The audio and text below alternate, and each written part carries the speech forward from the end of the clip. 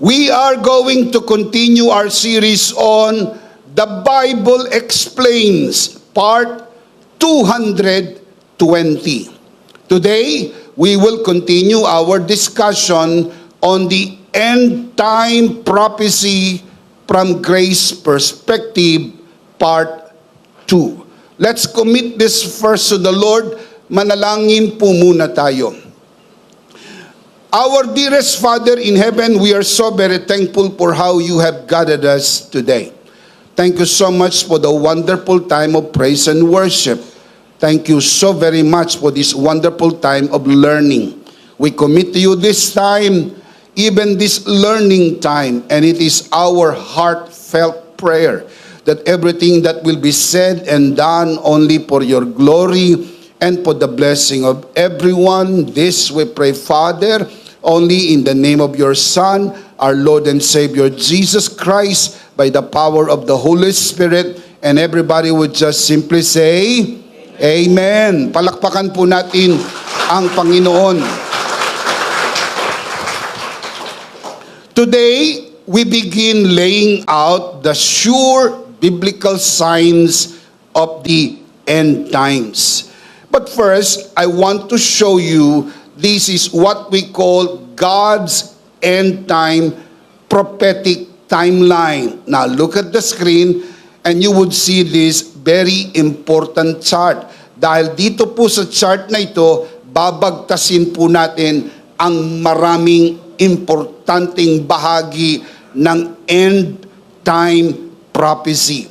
Pero pinapaalala ko po sa inyo mga kabiyaya, na ito pong ating pag-aaral ay mula sa lente ng biyaya ng Diyos.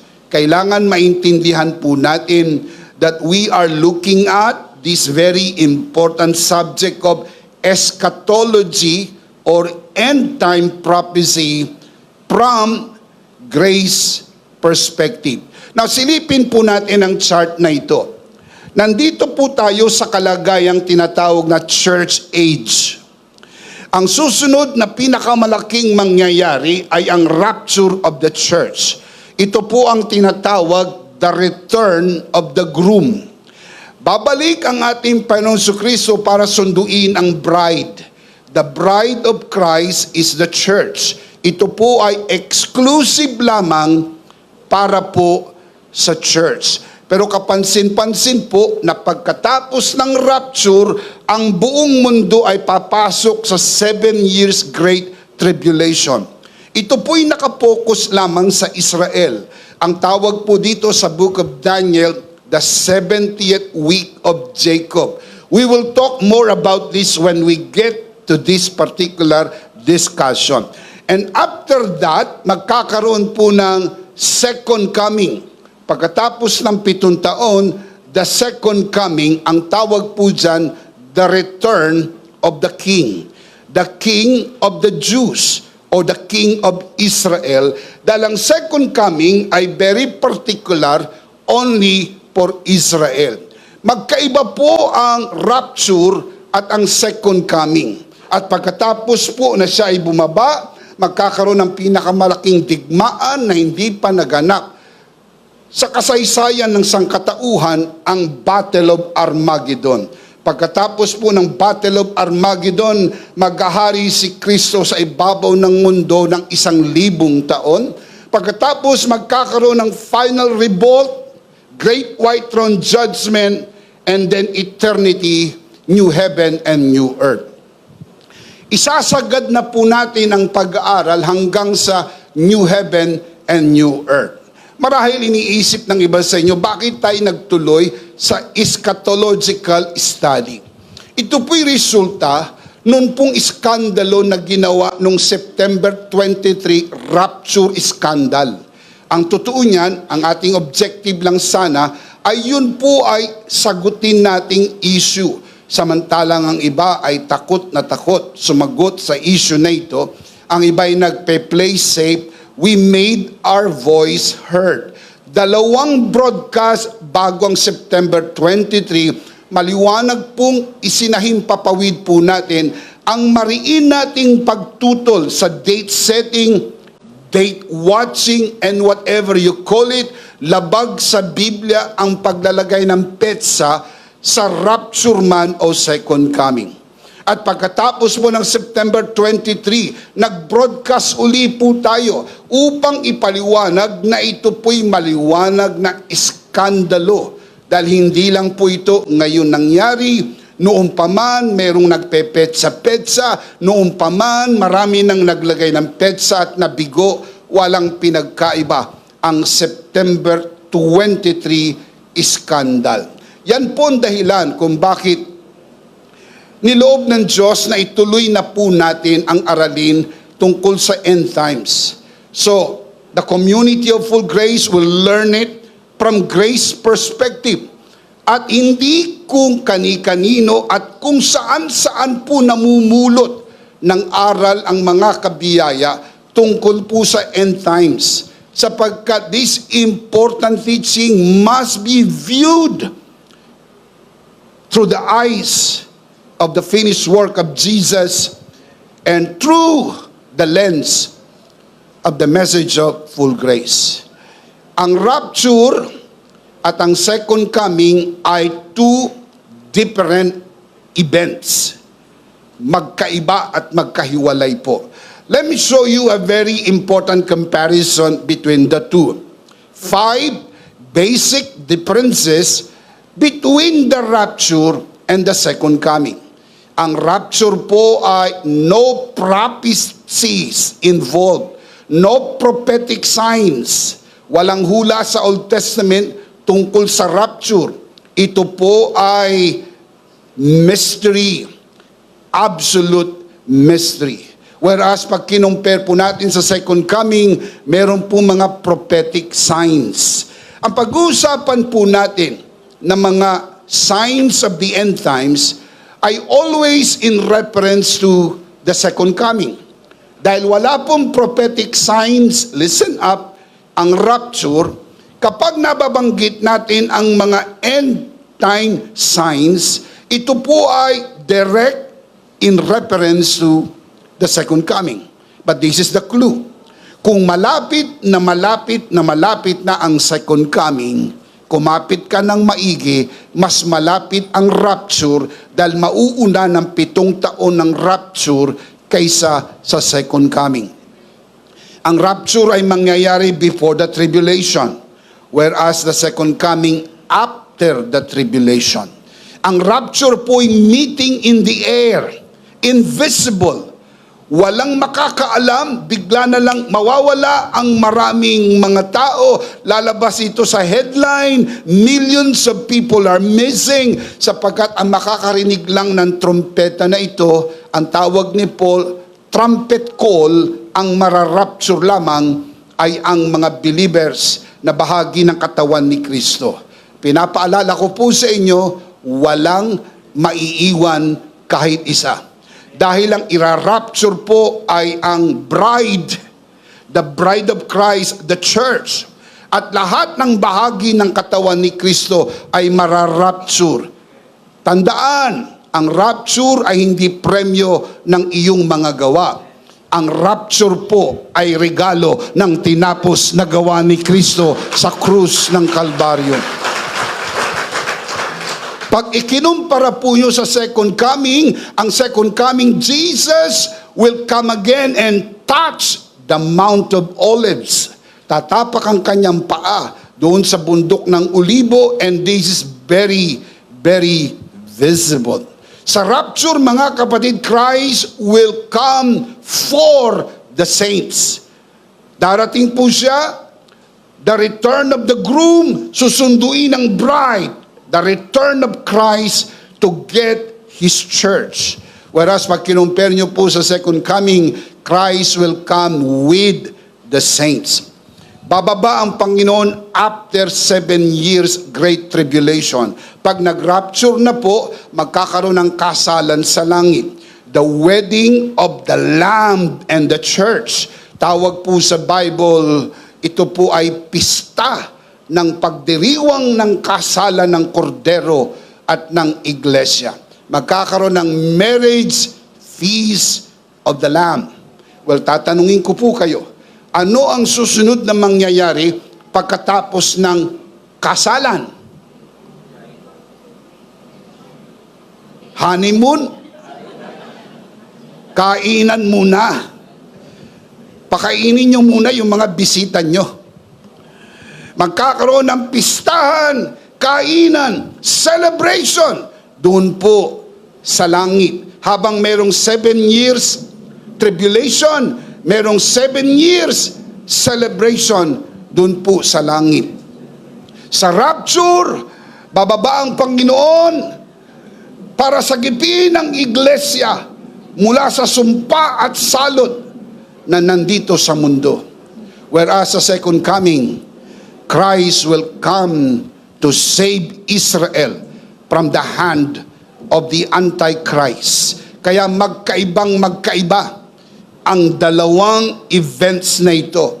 At yan po, lahat, iisa-isahin natin, pag-aaralan po natin mula sa lente ng biyaya ng Diyos. Can you say amen? Kailangan natin itong gawin upang hindi na tayo malinlang ng mga nagtuturo tungkol po sa maling pananaw ng mga eschatological events na mangyayari. At least we know that we are looking at this through the lens of grace. Can you say amen? The end time signs we will be talking in this series always refer to the second coming, not to the rapture. Not to the rapture. Always keep in mind, walang sign ng rapture. Ang meron lang tayo ay clue. Habang lumalapit ang second coming, mas malapit ang rapture. And I want to serve this notice as well. Baka ang iba ang iniisip, nako, sa mga susunod palang linggo ay magiging mabigat ang ating pag-aaral. Baka ang pakiramdam ko, ako ay nasa seminaryo na mabibigat ng mga pag-aaral. Hindi po. Gagawin nating magaang, gagawin nating very enjoyable and very practical. Kilala nyo si Bishop Emmy, pagkatapos ng talakayan, pagkatapos ng diskusyon, laging merong live application upang pagkatapos nating matutunan ito, alam natin kung paano ipapamuhay ang atin pong natutunan. Can you say amen? Laging tandaan lang mga kabiyaya, walang nakakaalam ng araw at oras. Tandaan nyo po ito. Pagka merong isang pastor, obispo, o sino mang Poncio Pilato na maglagay ng petsa, red flag na. Agad, wag na kayong maniwala. Alam nyo na agad, yan ay maaring kulang sa tulog, nalipasan ng gutom, nasiraan ng bait, o nasiraan ng diskarte sapagkat hindi pwedeng malaman ng petsa. Mas paniwalaan natin ang Panginoong Hesus kaysa po kung kani-kanino man. Can you say amen? Nabanggit ko po sa inyo last week na yung iskandalo ng September 23, hindi po nagsimula sa Pilipinas. Hindi po Pilipino ang nakaimbento po niyan. Yan po ay galing po sa isang pastor na taga-Afrika. Isa pong African pastor. Kaya lang, nung pumasok sa social media, kinuha ng ibang mga pastor. Kaya kumalat sa mga Pilipino. Kaya may mga napaniwala. At nakakalungkot nga, kumisan pumasok pa sa community ng grace at maging sa community ng full grace at mayroong mga napaniwala. Kaya inuulit ko po, baka sakaling mangyari uli dahil susubukan na naman ito next year, 2026, aabangan na naman nila yung September. Pinakita ko sa inyo, di ba laging September yan? Marami ng pagkakalo, September. Bakit paborito na lang September? Kasi ang paniwala po nila, ito'y matsetsempo sa tinatawag pong pista ng mga trompeta or Yom Teruah, sa Ingles, Feast of Trumpets. Yan ay yearly celebration sa Israel. Dahil iniisip nila na ang rapture merong trumpet, ikinunek po nila, matsetsempo daw di umano sa tinatawag na pista ng mga trompeta At kung mayroong peace of trumpet sa Israel, dito daw ito matatapat. Pinaliwanag ko na, we do not believe that kind of position. Ako po'y naniniwala na ang peace of trumpets ay most believable, hindi tatapat sa rapture, tatapat po sa second coming. Dahil ang rapture po ay mystery, absolute mystery. Ang rapture ay hindi para sa mga Jews. Ang rapture ay for the Gentiles, for the church, predominantly Gentiles, at hindi po para sa mga Hudyo. Ang rapture ay hindi kasali sa 7 feasts of the Jews. Hindi po. Kaya laging magkakamali yan pag itinapat nila dyan po sa tinatawag na Peace of Trumpets. Besides, listen up, bawal ang date setting. Bawal ang date watching. Walang verse sa Bible na sinabing bantayan natin ang petsa. Wala po niyan sa Bible. Huwag nating bantayan ang petsa, huwag tayong magpetsa, huwag tayong mag-alala. Dahil kahit kailan yan mangyari, lagi tayong nakahandang sumalubong sa Panginoon at mapa sa Panginoon magpakailan-kailan pa man. Can you say amen? Palakpakan natin ng malakas ang Panginoon.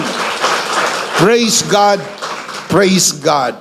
Matthew chapter 24, verse 36, the Lord Jesus said, no one knows about that day or hour, not even the angels in heaven, nor the Son, but only the Father.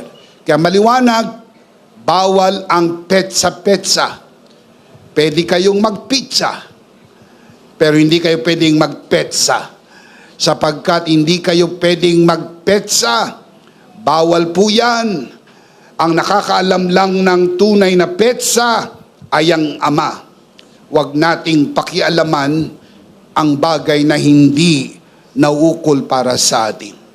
Matthew chapter 24 verse 1. Jesus left the temple and was walking away when his disciples came up to him to call his attention to its buildings, referring to the buildings of the temple. Verse 2. Do you see all these things? He asked. I tell you the truth, not one stone here will be left on another, every one will be thrown down, referring to the buildings of the temple. Look at verse 3. As Jesus was sitting, tell me where? On the Mount of Olives. Very interesting. Doon po siya nakaupo sa bundok ng Olibo. At sinabi ko na sa inyo, Zechariah chapter 14, sa second coming, dyan po siya bababa. Yan po ang kanyang landing site. Dyan po tatapak ang kanyang paa sa Mount of Olives. Interesting, ha? Dinidiscuss niya sa kanyang mga alagad ang mga bagay-bagay na mangyayari sa second coming where exactly all these things will happen. Dinidiscuss niya ang second coming where exactly he will land on Mount of Olives. Look at the verse again. Jesus was sitting on the Mount of Olives. The disciples came to him privately. Tell us, they said. They have 3 questions. Tell us, they said. When will this happen? And what will be the sign of your coming and of the end of the age? 3 questions they asked. The first question, when will this happen? Ano yung tinutukoy ng mga alagad? Kailan ito mangyayari? In reference to verse 2. Yun pong walang bato na matitirang nakapatong sa kapwa bato, ang tinutukoy niya ay ang templo ni Herodes. Herod's temple. Kita niya, sabi niya, tignan niyo ang gusali na yan, walang bato, na matitirang nakapatong sa kapwa bato. Na interes ang mga alagad. Sabi ng mga alagad, sabihin niyo sa amin kung kailan ito mangyayari. Now, bago ko po ituloy, ipakita ko po sa inyo sa screen ang apat na templo. Apat na templo. Ang first temple ay ang tinatawag na Solomon's Temple. Ito po'y nasira. It was destroyed by the Babylonians sa pamagitan po ni King Nebuchadnezzar noon pong 586 BC. Ang original temple was built by Solomon, the first temple. And it was rebuilt again. The second temple is known as Herod's Temple. It was destroyed during 70 AD when the Romans attacked Jerusalem. Through the leadership of General Titus, through the order of Emperor Vespasian, sinalakay ang Jerusalem, sinira ang templo. 70 AD. So ito po'y natupad, ang pagkasira ng templo at walang batong nakapatong sa kapwa bato, 70 AD. This is what I believe in my heart, that was only partial fulfillment.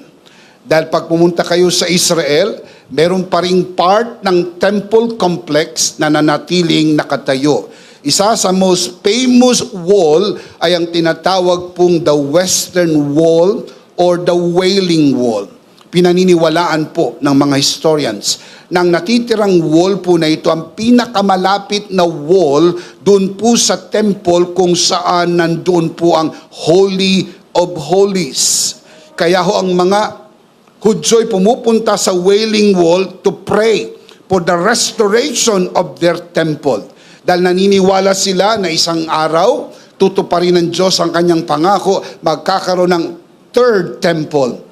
Yun po ay magaganap sa kalagitnaan ng 7 taong kapighatian. I don't care what the world says. Sabi nila, imposibleng matayo, imposibleng matayo. Dahil ngayon, ang nakatayo po doon sa Temple Mount ay ang mosque ng mga Muslim. Imposible eka, sa tao imposible. Pero sa Diyos, walang imposible. Tutuparin ng Diyos ang kanyang salita. Kung paano, hindi ko alam. Kung kailan, hindi ko alam. Pero importante po ang templo na ito sa gitna ng 7 taong kapighatian. Dahil ito po inihula ni Prophet Daniel at minensyon ni Jesus sa Matthew 24. Ang tawag po rito ay the abomination, desolation, kung saan ang Antichrist papasok sa templo, papasok sa Holy of Holies, and he will declare himself to be the Christ, and Israel will reject the Antichrist, and that will be the beginning of the trouble in all Israel. At hahantong po yan sa Battle of Armageddon. Ang templo ng third temple ay completely madidestroy during the Battle of Armageddon, which I believe. Spiritually, it was desolated, desecrated by the Antichrist. Hindi po pwedeng gamitin ni Kristo ang templong binastos, winalanghiya ng Antikristo. So it will be completely destroyed. And the fourth temple will be rebuilt by Christ himself according to Ezekiel chapter 40 up to 48 in a different design, in a different dimension. All this na na-mention ko po sa inyo ay nakahula sa Biblia. Ang unang dalawa po dyan ay nangyari na. Solomon's temple and Herod's temple were already destroyed. Matatayo ang third temple at during the millennial kingdom, this is known as the millennial temple, maitatayo during the millennial kingdom. Now, I said that all to say this, ng lahat ng mga ito ay sagot dun sa tanong ng mga alagad. Look at the verse again. Matthew 24 verse 3. Anong kanilang unang tanong? When will this happen? Well, partially, nangyari po yun noong 70 AD, na-destroy ang temple, referring to Herod's temple. But ultimately, mangyayari po yan, ang destruction ng third temple, doon po sa Battle of Armageddon. The second question was, what will be the sign of your coming? Of course, hindi tinutukoy ng mga alagad ang rapture. Walang nakakaalam ng rapture sa mga alagad. Ang tinutukoy po nila ay yung second coming, that Jesus will return, build His kingdom, and they know very well that they will reign with Christ 1,000 years. Ang pangatlong tanong ay, when will be the end of the age? Kaya ang tanong, what will be the sign of your coming and of the end of the age? Ano pong tinutukoy nilang katapusan ng panahon? Ang word na age, ang Greek word na ginamit po dyan ay aion, meaning period or world order. So ang tanong ng mga alagad, kailan matatapos ang period na ito? Kasi alam nila pag natapos ang period na ito, the next period will be the reign of Christ. Excited sila doon sa reign of Christ. Kasi alam nila, they knew very well that when Christ reigns, they will reign with Christ. And also the Bible tells us that we will also reign with Christ as kings and priests unto His kingdom. We will talk more of that when we get to the subject of the millennial kingdom. But for now, linawin po natin kung anong posisyon ng Panginoong Hesus regarding this issue. Acts chapter 1, verse 6 to 7. So when they met together, ang context po nito ay before the ascension, before Jesus ascended to heaven.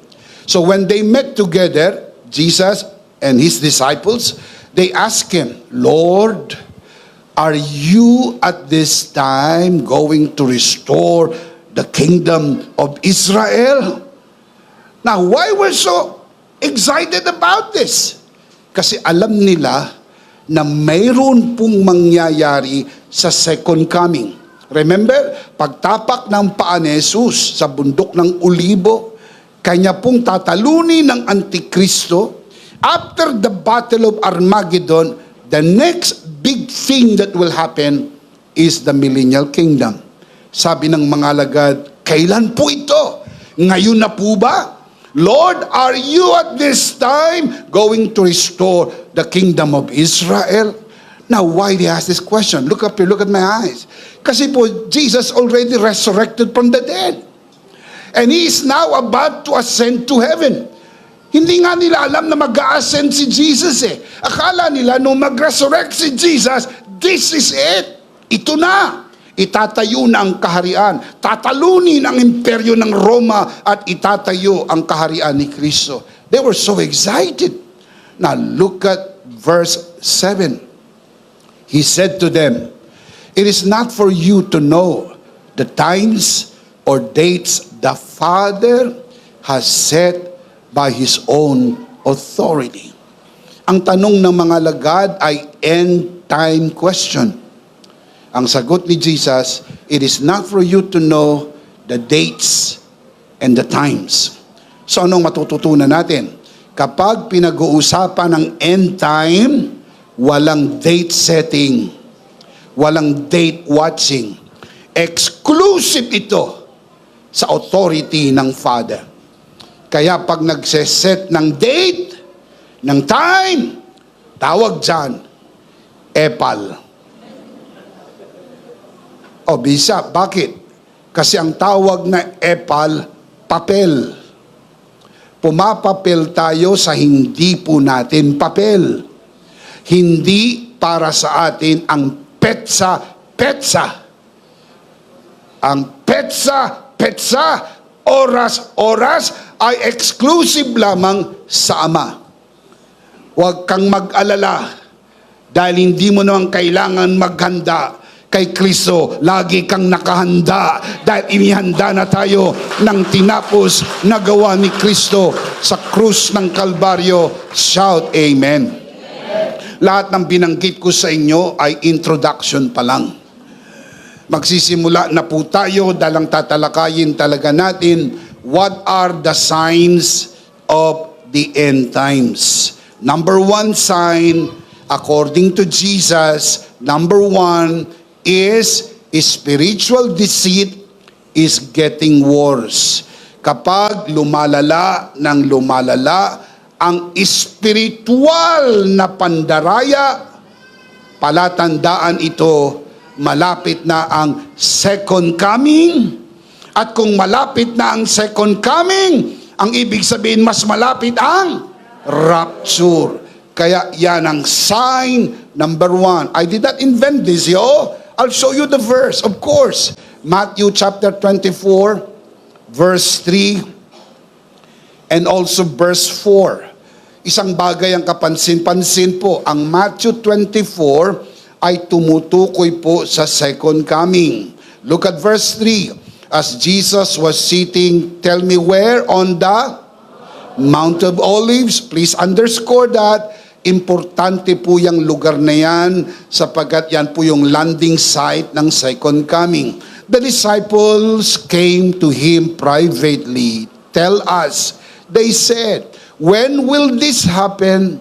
What will be the sign of your coming and of the end of the age? Verse 4, Jesus answered, watch out that no one deceives you, for many will come in my name, claiming I am the Christ, and will deceive many.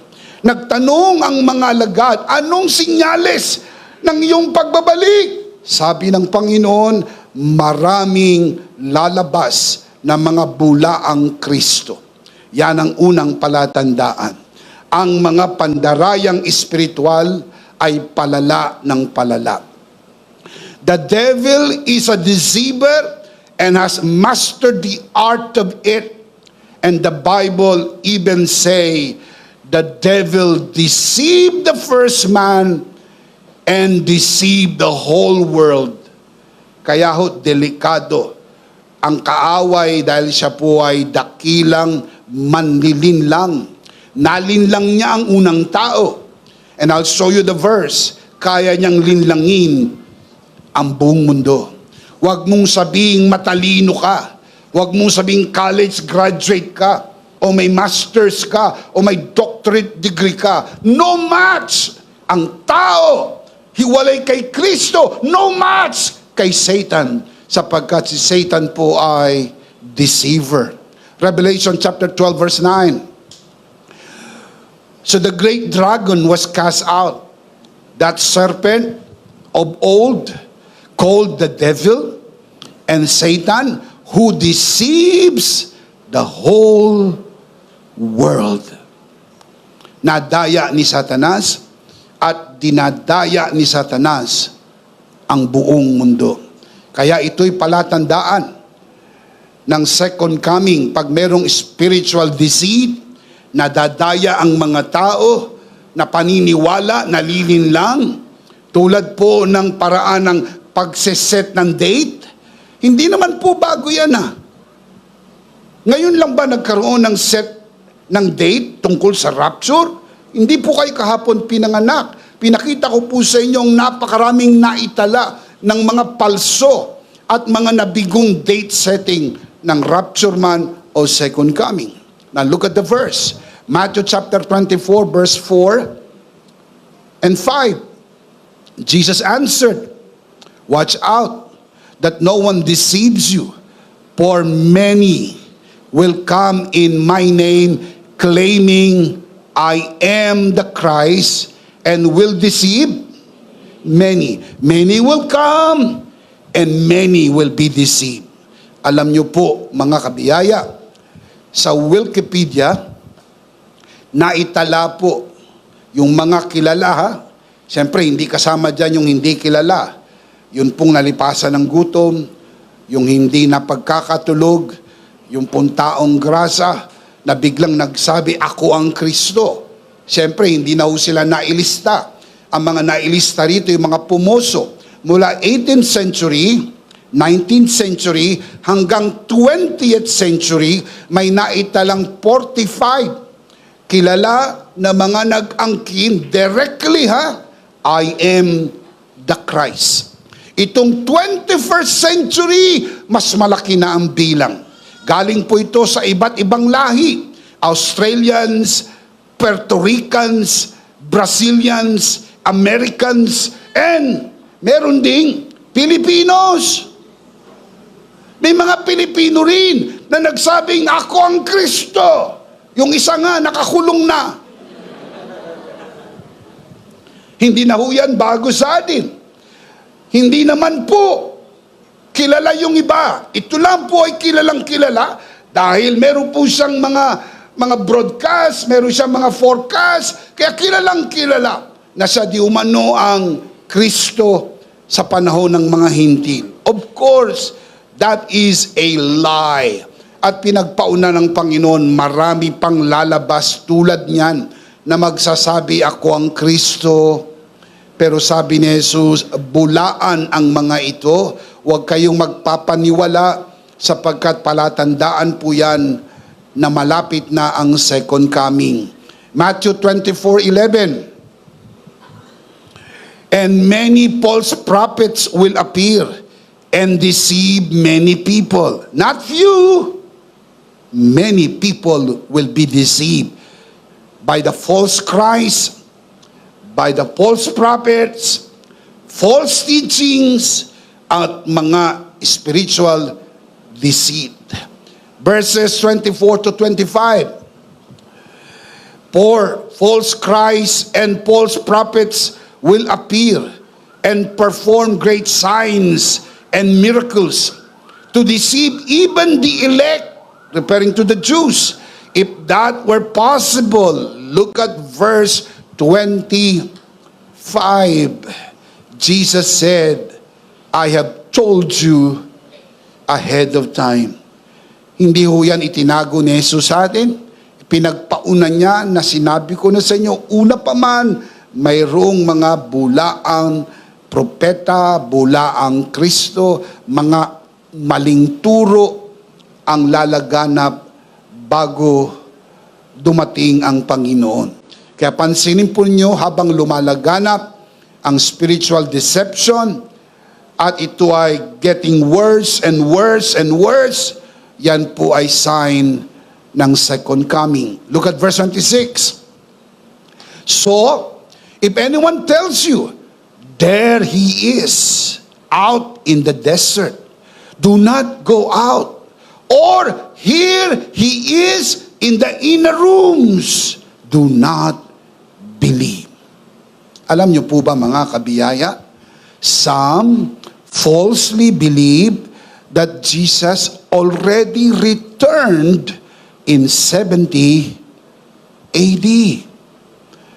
May mga naniniwala na dumating na daw si Jesus noong 70 AD. Ang pinagbabasihan po nila ay yung destruction ng templo. Dito daw dumating na ang Panginoon. Ang tanong ko, nasaan?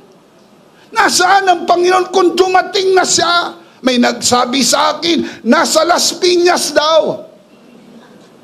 Minsan lumilipad doon sa Malaysia, bumabalik uli sa Las Piñas.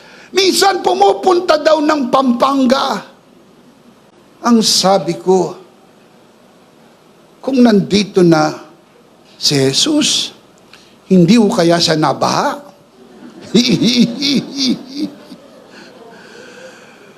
Would you believe?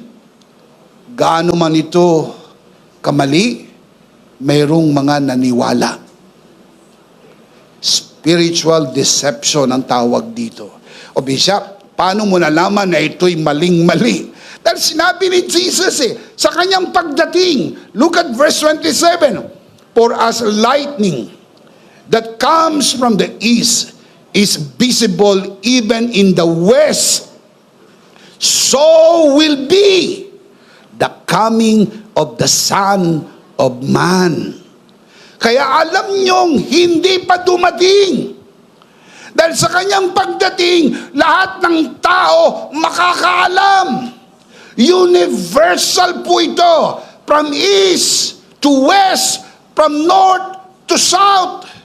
All the world will see Him in His glory when He returns. Tinutukoy po dito yung second coming. Of course, yung rapture, hindi po siya bababa.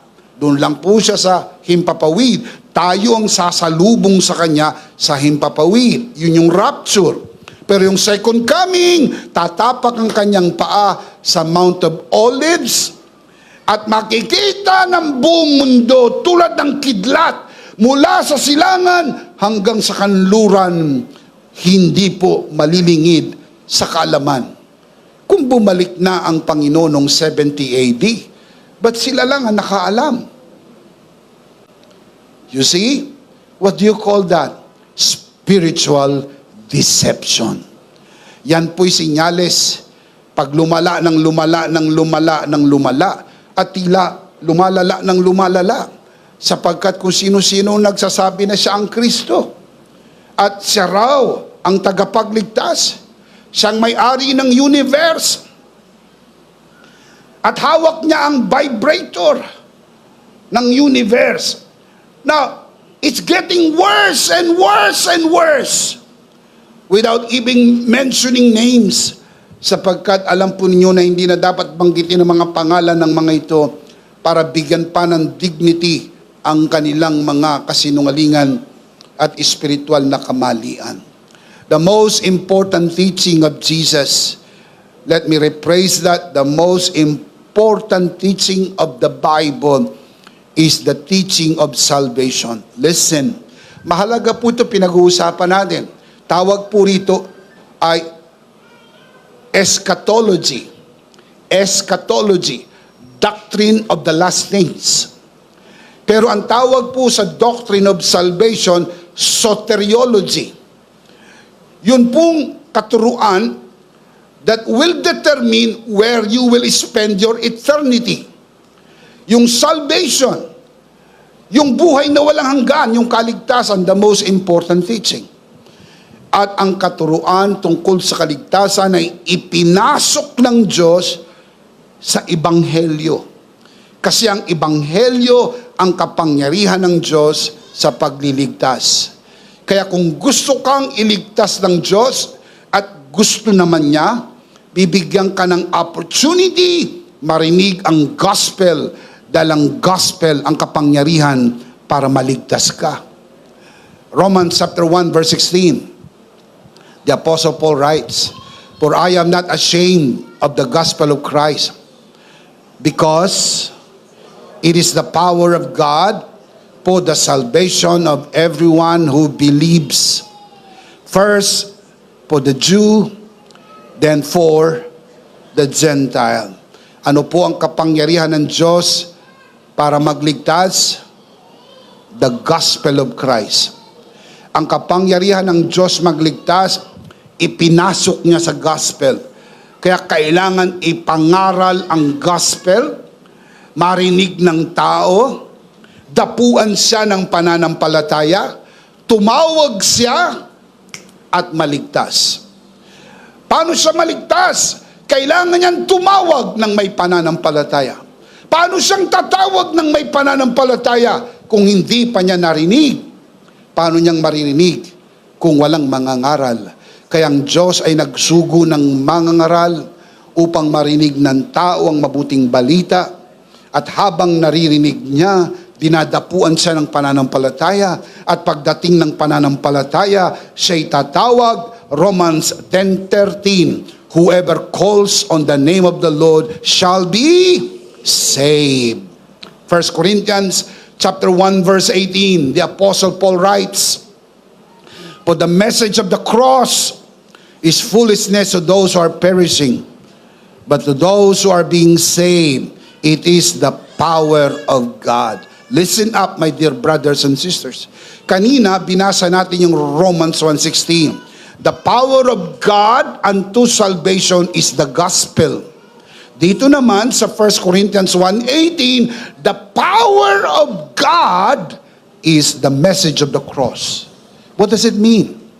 It means It is the message of the cross and the gospel of grace.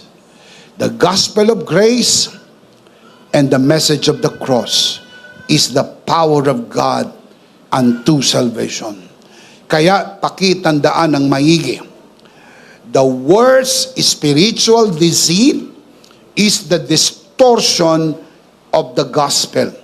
Kapag nadidistort ang gospel, the gospel of grace, yan po'y palatandaan na malapit na ang second coming. Because the worst spiritual deceit is the distortion of the gospel. Now look up here, look at the screen. Makikita po natin dito ang paliwanag. Meron tinatawag pong different gospel. May tinatawag pong perverted gospel. Meron tinatawag pong true gospel. As you can notice, my dear brothers and sisters, under different gospel, walang grace. Puro works. Kaya ang kanilang pagtuturo, hindi kailangan ng grasya. Kailangan ikaw ay magsikap. Sariling gawa. Ang iba naman, ang sabi, hindi kailangan ng grasya. Manampalataya ka lang. Yung iba naman, hindi kailangan ng grasya. Ikaw ay magtrabaho. Magpakabait ka. Huwag kang gumawa ng masama. Huwag kang maglagay ng insertion sa budget. Hihihihi. Huwag kang maging masamang tao. Mabuting tao ka lang. Mabuting asawa, mabuting magulang, mabuting anak, mabuting negosyante. Kailangan mabuti ka lang. Sapagat yun ang paniwala, by works, by works, by works. Walang grace. Yung iba naman, mga kabadid, ay walang faith. Puro grace naman. Yan yung teaching ng inclusionism. Hindi mo na kailangan maniwala dahil may grasya. Lahat ay ligtas na. Kaya inclusion, ibig sabihin included ka na. Whether you like it or not, kahit ayaw mo, maligtas ka. Hindi mo kailangan maniwala. Hindi mo kailangan tumanggap. Dahil doon sa tinapos na gawa ni Kristo, listen up, ito po ay very, very deceiving. Kasi babanggitin din ang finished work. Dahil sa tinapos na gawa ni Kristo, kahit walang faith, you don't have to believe. You don't have to receive. You don't have to hear. Grace lang. Dahil sa biyaya ng Diyos, ligtas ka na. Mali po yun. Kailangan pong manampalataya. Dahil anong sabi ng Ephesians chapter 2 verse 8, for by grace you have been saved through faith. Ang faith po ay kasama sa equation ng salvation. Ang faith na yan ay hindi sa atin, pero kailangan ng faith. Ang faith na yan ay dumating sa atin sa pamamagitan ng pakikinig natin ng mensahe ng biyaya. Dinapuan tayo ng faith. Yung faith galing kay God. Yung grace galing kay God. Lahat yan ay galing kay God upang walang sino mang magmapuri o magyabang o magtaas ng kanyang sarili sa harapan ng Panginoon. Tandaan, yung una, no grace. Yung pangalawa, no faith. Yan yung inclusionism. Yan din po yung universalism. Anong pagkakaiba ng inclusionism sa universalism? Bukod sa spelling. Ang inclusionism, lahat ligtas na. Ang universalism, lahat maliligtas. Walang hindi. Dito po sa universalism, yung pinaka-extreme, pati si Satanas maliligtas. At the end, everybody happy. Kung yan ay totoo, ang lahat ng ito ay malaking sarswela. Drama-drama lang pala ito. Scripted. May nagsulat ng script. Hindi nga lang napanotaryuhan, pero may script. At yan po ang nilalakaran ng bawat isa. Ang script na yan na sinusundan na lang ng tao at the very end. Now listen, my dear brothers and sisters, that is wrong. No grace, no faith, saved by grace alone, in the absence of faith. Ito po ay different gospel. Hindi po yan ang gospel na itinuro ni Apostle Paul. Ang gospel na itinuro ni Apostle Paul ay we are saved by grace alone, through faith alone, in Christ alone. Can you say amen? Again, by grace alone, through faith alone, in Christ alone. Yan po ay distortion ng gospel. Lagana po ito ngayon. Kaya sign po yan ng second coming. Kapag nagkakaroon ng spiritual deception, nagkakaroon ng spiritual deceit, and it's getting worse and worse, alam nyo po, ito'y nakapasok sa community of grace. Kaya yung iba nalilito tungkol po dito, sapagkat hindi nila maintindihan yung tunay na teaching ng grace. Yung iba naman ay nandito sa perverted gospel. Ito naman yung mixture, pinagsama yung grace plus works. Tanggapin si Kristo, pero kailangan ang iyong gawa. May dagdag dito, grace plus works. Kailangan mong tanggapin si Kristo, pero ang kasunod, pera. Kailangan ang iyong pagbibigay, kailangan ang iyong serbisyo, kailangan ang iyong membership, kailangan ng bautismo, kailangan ng iyong serbisyo para makumpleto ang iyong kaligtasan. Insulto ito sa tinapos na gawa ni Kristo dahil waring sinasabi mo hindi sapat ang tinapos na gawa ni Kristo. May balita ako sa inyo, sapat na at higit pa ang biyaya ng Diyos na ibinigay sa atin sa pamagitan ng tinapos na gawa ni Kristo.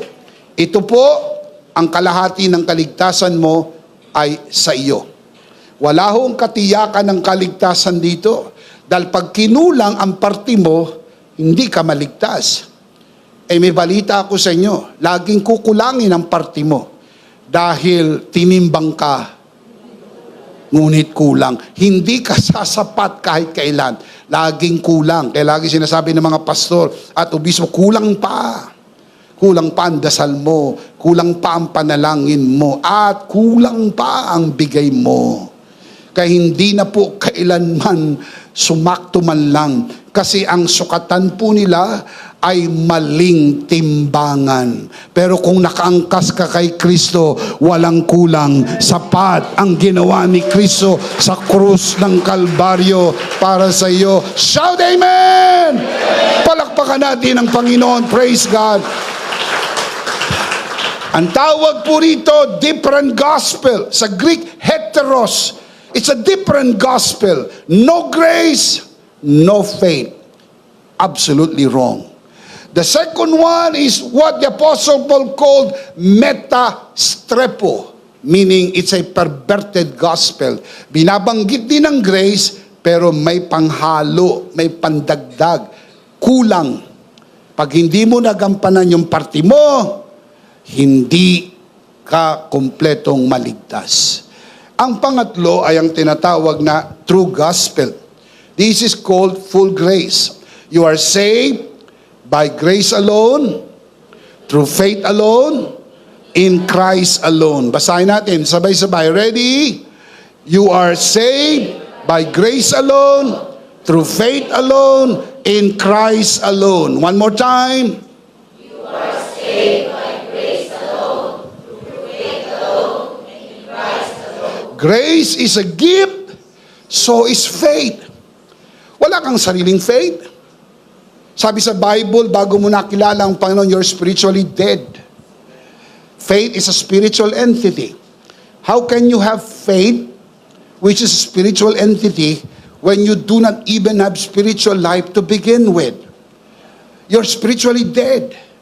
Nagkaroon ka lang ng faith nang dumating sa iyo ang word of Christ, which is the good news, the gospel of grace. Sabi sa Romans 10:17, faith comes by hearing, and hearing the word of Christ. Nang magpasya ka, pakinggan ko nga yan, dumapo sa iyo yung faith.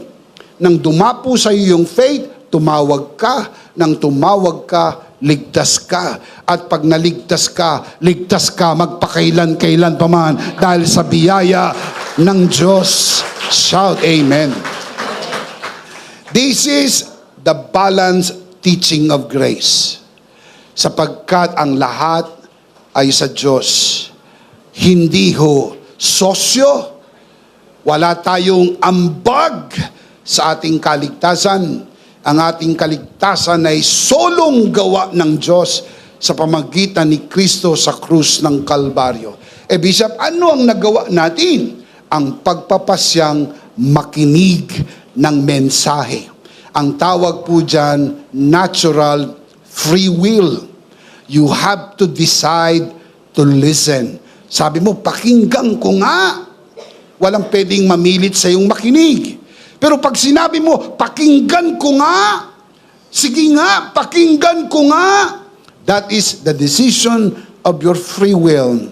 And then, sabi ni Jesus, ang may pandinig, makinig. Because it is an act of your own will. Hindi ka pinilit, hindi ka kinaladkad, kusa kang nakinig. At nung ikaw ay nagpasyang makinig, dumating sa iyo ang mensahe, dumapo sa iyo ang pananampalataya. Tumawag ka, Romans 10:13, at sa iyong pagtawag, garantisado, ang sino mang tumawag sa pangalan ng Panginoon ay maliligtas. Ligtas ka dahil ikaw ay tumawag. Shout amen. Now, look up here. Ito pong dalawa na ito, ang heteros, metastrepo, different gospel, perverted gospel, 1, 2, 3, anathema. Sabi ni Apostle Pablo, it is an anathema. It is a different gospel. It is a perverted gospel. Ang tamang gospel lamang po ay ang gospel of grace. You are saved by grace alone, through faith alone, in Christ alone. I wish I had even more time to fully develop this. Meron po kong ebook na isinulat, ang title, The Deceit of False Grace.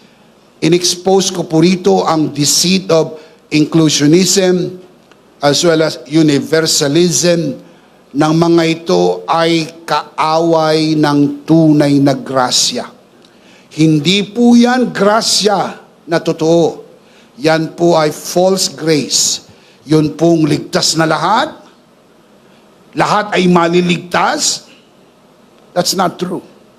Merong hindi maliligtas. Hindi dahil hindi gusto ng Diyos, sila'y maligtas. Dahil pinasyahan nilang tanggihan ang inaalok ng Diyos na libreng kaligtasan. Hindi ka pwedeng kalad ka rin ng Diyos papunta sa langit nang labag sa iyong sariling kalooban. Ikaw ay pre-moral agent. Kapag ayaw mong maligtas, hindi ka niya maaring iligtas. Ito ang mabuting balita. Kapag gusto mo namang maligtas, hindi ka kayang pigilin ni Satanas. Kaya kang iligtas ng biyaya ng Diyos. Shout amen. Ang panganib ng mixture ay mas panganib po kaysa po sa universalism and also what we call inclusionism. In a different danger. Kaya meron din po ko'y sinulat na e-books, ang title, The Clear Contrast Between Full Grace and Mixture. Parehas po may panganib na amba na bakit po natin kinakailangan aralin ng mga ito. Kasi po isa sa sinyales ng second coming ay ang palala ng palalang pag-atake laban sa mabuting balita ng kaligtasan.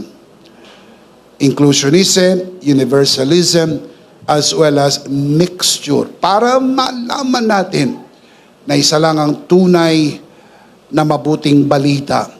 Yan ay ang tinapos na gawa ni Kristo sa krus ng Kalbaryo. Walang labis, walang kulang, sapat na at higit pa.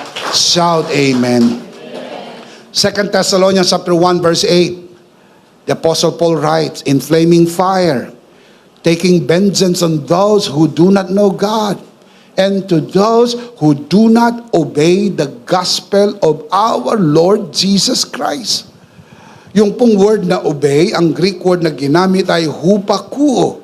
It's a combination of two words. Hupa, from the word hupo, meaning under. Akuo, meaning to listen. Put that together, to listen under. What is the meaning of that? It means to hear the good news and respond in submission to its call. Hindi ho ba pag narinig mong mabuting balita, merong tawag na ikaw ay manampalataya? Hindi ba't may tawag na ikaw ay tumanggap? The moment you submit to the call, you are saved. But if you do not submit to the call of the gospel, sad as it is, in flaming fire will take vengeance on them that know not God, and to those who do not listen and respond to the call of the gospel. Spiritual deceit is getting worse and worse. Itong end times, palala ng palala ang spiritual deceit. Distorted understanding of the love of God. Sabi eka ng iba, oh, mahal ng Diyos lahat ng tao. Of course, love wins. Love lang. Grace wins. God is good. All are saved. And at least all will be saved, including Satan himself. Si Satanas daw ay maliligtas din bandang huli. No more judgment. No hell. Wala nang impyerno. Walang lake of fire. Sin pa more. And grace pa more. That is how they understand grace. Yan ang dahilan kung bakit may mga nagtuturo ng grace, habang nagtuturo ng grace, namumuhay sa pagkakasala. Hindi ho ba't hindi yan grasya? Hindi ba't disgrasya yan? Habang nagtuturo ka ng grasya, ikaw ay gumagawa ng kasalanan? Hindi lang gumagawa, namumuhay sa pagkakasala. Samantalang nasa pulpito ka at nangangaral ka ng grasya, ang buhay mo isang malaking disgrasya. Anong resulta niyan? Yan po ay dahil sa maling pagkakaintindi ng tao sa grasya. Nagiging lesensya sa pagkakasala. Kaya may mga ibang nakikita na hayagang namumuhay sa pagkakasala. How do we respond in light of this? Let me respond. God is good. That's why there is hell. Denying the reality of hell does not make grace even more grace. Sabi ng iba, wala na raw impyerno dahil sa grasya. That's a lie. That is a distortion of the teaching of Jesus. Si Jesus po nagturo ng impyerno. Mayroong impyerno. Mayroong langit. Walang purgatoryo. Kapag tinanggihan mo ang grasya, impyerno. Sabi ng iba, ang masamang tao daw ay pupunta sa impyerno. Kung totoo yun, sinong pupunta sa langit? Lahat tayo masama. Walang matuwid. Wala kahit isa. Ang tao po'y pupunta sa impyerno, hindi dahil siya'y masama. Ang tao ay pupunta sa impyerno dahil tinanggihan niya yung grasya ng Diyos. Ang langit ay hindi para sa mga mababait na tao. Ang langit ay lugar pupuntahan ng mga taong masama na tumanggap ng biyaya ng Diyos, binago ng biyaya ng Diyos, at ang biyaya ng Diyos ang nagligtas. Hindi ba't sabi sa Bible, walang matuwid, wala kahit isang, lahat ay nagkasala? Mula pa sa tiyan ng nanay mo, ikaw ay makasalanan na, ikaw ay pinaglihi at ipinanganak sa pagkakasala. Anong tsansa mong maligtas? Kung ang magiging basya ng kaligtasan ay ang ating gawa, lahat tayo masama at the very core. Nasa tiyan pa ng nanay natin, makasalanan na tayo. Ipinanganak tayong makasalanan. Anong gagawin ng ipinanganak na makasalanan? Di mamumuhay sa pagkakasala. Wala tayong pag-asang maligtas. Hiwalay sa biyaya ng Diyos. Ang tanging pag-asa lang nating maligtas ay ang biyayang nakita natin sa krus ng Kalbaryo. Inako ni Kristo ang ating kasalanan. Siya'y namatay alang-alang sa atin upang sa pamagitan ng kanyang tinapos na gawa, makatagpo tayo ng kaligtasan at buhay na walang hanggan. If you believe that, shout amen. Amen. Isa sa maliwanag na palatandaan sa pagbabalik ng Panginoon ay may mga tatalikod sa tamang paniniwala. Apostasy or apostasia. Look at the scripture. 2 Thessalonians chapter 2 verse 3. Let no one deceive you by any means. For that day, referring to the rapture, ang context po ng 2 Thessalonians, galing po sa 1 Thessalonians. Sa 1 Thessalonians, discuss niya po ang rapture. Let no one deceive you by any means, for that day, the rapture, will not come unless the falling away, the Greek word apostasia. The falling away comes first, and the man of sin, referring to the Antichrist, is revealed, the son of perdition. Ang Greek word na ginamit po sa falling away ay apostasia, departure from the faith. Isa sa palatandaan na malapit nang bumalik ang Panginoon, magugulat kayo ng malaking pagkagulat. Merong shocking departure. Iniiwan na ng tao ang tamang aral. Dati ang buong Biblia tanggap mo. Ngayon, ang tinatanggap na lang 13 epistles of the Apostle Paul. Ang iba ay hindi salita ng Diyos para sa atin, para lang sa mga Hudyo. Ang salita lang na ng Diyos para sa atin ay ang 13 epistola na sinulat ni Pablo. That is departure from the true faith. Wala nang rapture. Yung iba, ang turo, wala nang rapture. Wala nang second coming. Bumalik na daw ang Panginoon noong 70 AD. Yung iba nagtuturo, wala ng hell, wala ng impyerno. Yung iba nagtuturo, hindi na kailangan ng faith. Hindi na kailangan maniwala. Love wins, lahat love lang, love lang. Mahalaga, nagmamahalan tayo. Kahit hindi mo na sabihin ang katotohanan, huwag mo na nga sabihin, na-offend lang yung iba nasasaktan lang yung iba Huwag na natin pag-usapan yan. Turo, magmahalan na lang tayo. O, di ba? It sounds good?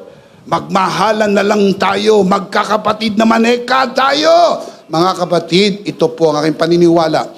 May mga paniniwala na pwede nating paraanin sapagkat hindi makakaapekto ng ating kaligtasan.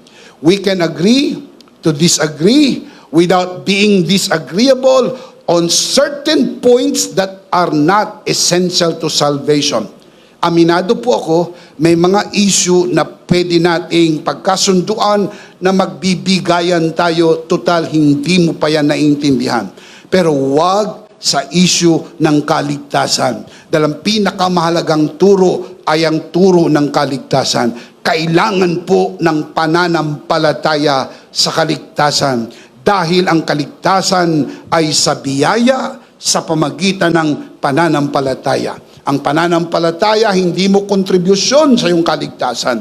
Ang pananampalataya ay kaloob ng Diyos sa iyo. Nung magpasya kang makinig, dinapuan ka ng faith, tumawag ka. Nung tumawag ka, ligtas ka. At pag ligtas ka magpakailan-kailan pa man. Ang mga sermon sa panahon ngayon ay nagiging pep talk, feel good talk, mga good manners and right conducts. Ito ang mga dapat gawin. Dapat mabait ka lang. Good boy, good boy, good boy. Kukunin ka na ni Lord. Good boy, good boy. Good manners. Yung iba po, motivational talk. Minomotivate na lang ang tao. Walang verse. Hindi kailangan ng verse. Kaya yung tawag nila sa Bible, the good book. According to the good book. Hey, the Bible is not just a good book. The Bible is the Word of God. Hindi nila binabanggit Word of God dahil na-offend daw yung iba. Hindi na binabanggit ang pangalan ni Jesus Christ, na-offend daw yung ibang religion. Huwag mo nang babanggitin ang krus dahil na-offend yung hindi naniniwala. I don't care kung sinong ma-offend. Ang mahalaga, ipangaral natin ang buong katotohanan. Ang buong katotohanan ang magpapalaya sa tao sapagkat ito ang mensahe ng mabuting balita. Shout amen. Ang iba po ay naging synagogical talk. Synagogical talk. Ito po yung mga talkies na pwede sa church, pwede sa synagogue. Synagogical. Bakit? Ano lang bang isang bagay na hindi mo pwedeng i-preach sa synagogue? Christ and His finished work. You can preach the commandments in the synagogue. You can be invited in the synagogue to preach good works, obedience. Pero you cannot preach the message of the cross in the synagogue. Mga kapatid, palatandaan ng second coming, nawawala ng tunay na mensahe. Nakasentro na sa tao.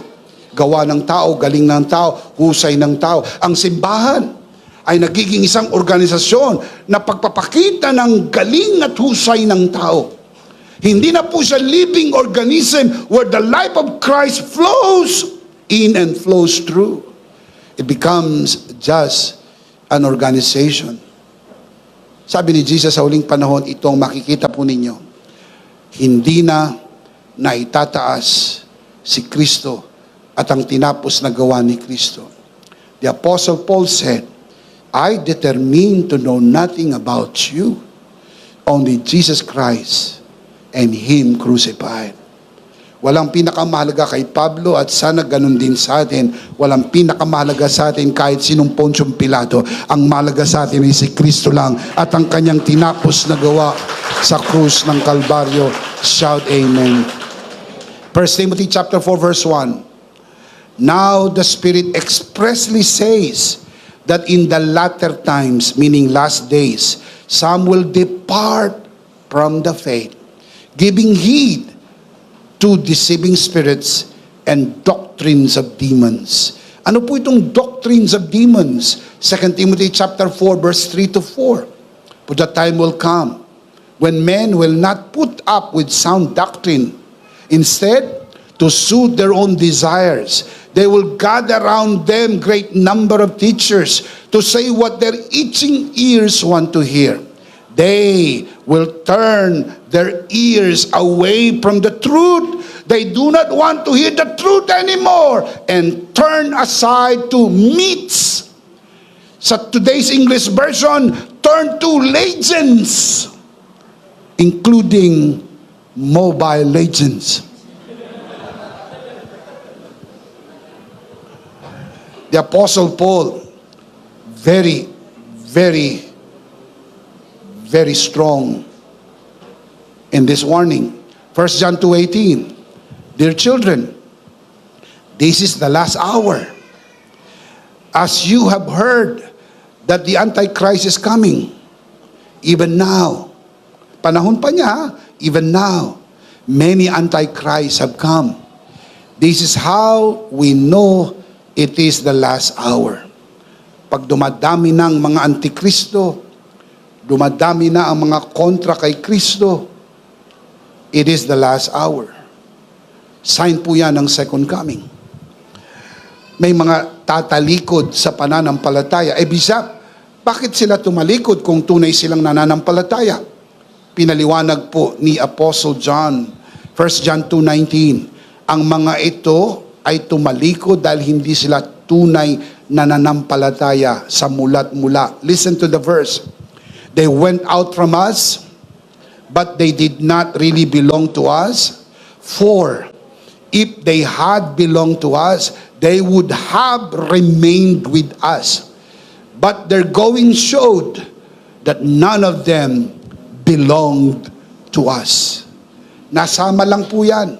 Hindi totoong naging biyaya. Nasama sa mga biyaya, nasama sa mga kabiyaya. Later on, umalis sa tunay na biyaya.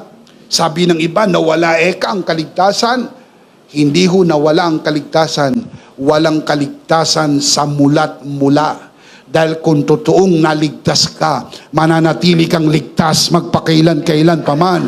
Hindi ka aalis sa tunay na pananampalataya. Hindi ka aalis sa biyaya sapagkat ang tunay na kaligtasan ay nasa biyaya. Can you say amen? Number 1, sign of the end times. Spiritual deceit is getting worse. Ipagpapatuloy po natin sa susunod na linggo ang ating mga aralin. Dahil pag tinuloy natin ito, aabutin tayo ng second coming. Pero, we need to do the live application.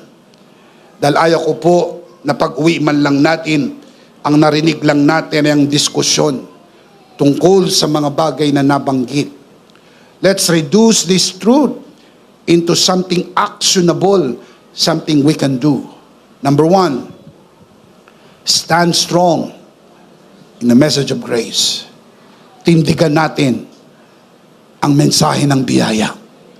Anuman ang mangyari, manatili tayong nakatayo sa mensahe ng biyaya. In these last days of deception and fear, stand strong in the message of grace. It is the gospel that anchors our hearts, secures our hope, and reminds us that Christ's finished work is, tell me, enough. Enough. Yesterday, today, until He comes again. Wala nang idadagdag pa sa biyaya ng Diyos. Sapat na ang biyaya ng Diyos. Number 2, share the message of grace without quarrels. Ibahagi ang mensahe ng hindi nakikipag-away. Kaya pag nakikita nyo sa Facebook, nag-aaway, palatandaan lang, pareha silang mali. Dahil kung tama ka, hindi ka makikipag-away. Dahil ang bahagi lang natin, magbahagi. Kung hindi mo natanggap, ipagpe-pray lang kita. Dahil ang biyaya ng Diyos ay sapat sa mga taong nakarinig na ng mensahe ng biyaya. Makaka-encounter kayo sa Facebook ng mga super scholar. Kung makipagtalo, ganun na lang. Talaga naman, sagad sa pakikipagtalo, quarrel dito, quarrel doon. Hindi po yan sa biyaya. As the end times draw near, many are misled by fear and deception. Share the message of grace without quarrels. You are called to share faithfully and leave the results to God. For the gospel is not defended by arguments, but displayed through the assurance we have in Christ's finished work. Hindi ito pagalingan ng argumento. Ibabahagi mo lang kung gaano kagaling si Kristo at ang kanyang tinapos na gawa. Hindi yan tungkol sa atin, tungkol lang kay Kristo. Say amen. Number 3, I'll close with this. Support the spread of the message of grace. Support the spread of the message of grace. In these last days, many voices bring fear and confusion, but only the gospel of grace brings true hope and salvation. Can you say amen? Support in whatever way you can. For every effort helps accelerate Christ's return. As we point people to His finished work, the only anchor until He comes again. Huwag kalimutan, magtulong-tulong tayo ibahagi ang mensahe ng biyaya. Let's see them again. This is a very, very important life application. Basahin natin malakas, sabay-sabay. Ready? Number 1. Number 2. Number 3. And please remember, the big idea is, mas malakas pa. In Christ. Are you in Christ? You are always ready for His return. Of course, we do not want to end this broadcast without giving you the opportunity to receive Jesus today and be saved and be assured that you are also ready for His return. Manalangin tayo ng pagtanggap, itaas ang dalawang kamay. Sa lahat ng narito sa bulwagan na ito, samahan po natin ang ating mga bisita sa pamagitan ng broadcast. Taas ang dalawang kamay, ipikit ang mata. Manalangin tayo ng pagtanggap. Sumunod po tayo at bigkasin natin ang panalangin na ito ng taos puso. Panginoong Jesus, ako po'y makasalanan. Hindi ko po kayang iligtas ang aking sarili. Ako'y mapapahamak ng hiwalay sa iyo. Narinig ko po ang mabuting balita. Ako po'y naniniwala. Tinatanggap kita sa aking puso bilang aking Panginoon at aking tagapagligtas. Salamat po, pinatawad mo na ang aking mga kasalanan. Isinulat mo na ang aking pangalan sa aklat ng buhay sa pangalan ni Jesus. Amen. Ako na lang po mananalangin, Ama, sa oras na ito. Itinataas ko po sa harapan ng sinuman sumunod sa panalangin ng pagtanggap sa unang pagkakataon. Pinagkakatiwala po namin sila sa iyong kagandahang loob na sila'y lumago sa biyaya at sa bagong natagpuang pananampalataya sa pangalan ng Panginoon Jesus. Tayong natin magsabi ng Amen. Palakpakan po natin ang Panginoon. Praise God. Ihanda po natin ang ating mga sarili. Tayo po'y dadako sa gawain ng banal na komunyon. Kunin po natin ang ating communion elements and let's do this together.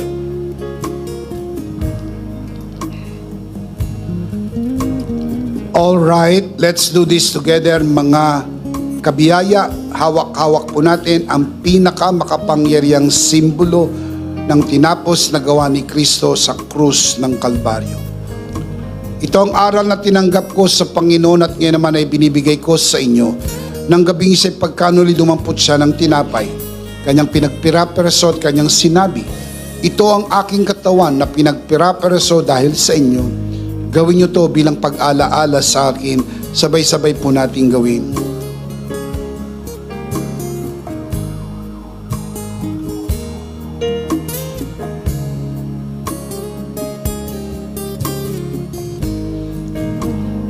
Gayon din naman matapos maghapunan ay kanyang hinawakan ng saro at kanyang sinabi, ito ang saro ng bagong tipan na pinagtibay ng aking dugo. Gawin niyo to bilang pag-alaala sa akin. Sabay-sabay po natin gawin.